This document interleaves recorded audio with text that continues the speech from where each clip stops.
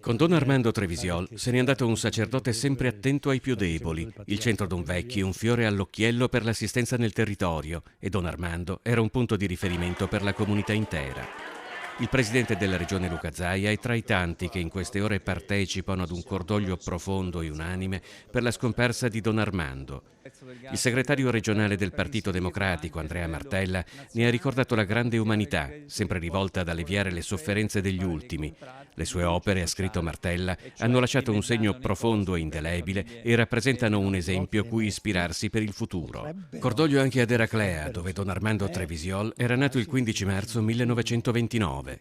Gli abbiamo riconosciuto un certificato di benemerito proprio qualche mese fa, che non è potuto venirlo a ritirare lui perché non si sentiva bene ed è venuto in Consiglio Comunale Fratello. Ha fatto veramente tanto e questo gli è sempre stato riconosciuto anche dai nostri concittadini che hanno proprio proposto di premiarlo in qualche modo, di dargli questo riconoscimento. Politici, enti pubblici, associazioni culturali e sportive, cittadini comuni, il cordoglio per la scomparsa di Don Armando Trevisiol è enorme. Uomo e sacerdote straordinario che ha servito la comunità delle persone con amore ed enorme creatività, ha scritto Andrea Ferrazzi, che si è detto orgoglioso di avere operato come ultimo atto da senatore in carica per il conferimento dell'onoreficenza di ufficiale della Repubblica da parte del presidente Mattarella. La parlamentare verde Luana Zanella ha ricordato come Don Armando sia stata una figura di riferimento importante nella sua prima adolescenza.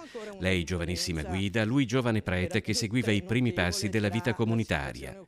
Per l'assessore Renato Boraso, Don Armando Trevisiol è stato un uomo dal cuore immenso. Se in questi tempi difficili, ha scritto Gianfranco Bettin, cerchiamo idee, forza, volontà e ispirazione per migliorarli, è anche a queste generose e illuminanti eredità che dobbiamo guardare. Nel numero speciale dell'incontro, il settimanale della Fondazione Carpinetum, Don Gianni Antoniazzi racconta: Don Armando aveva cura dei poveri perché lui era stato povero e in seminario aveva avuto fame. Fra qualche decennio sarà più chiara l'eredità di questo sacerdote di Mestre.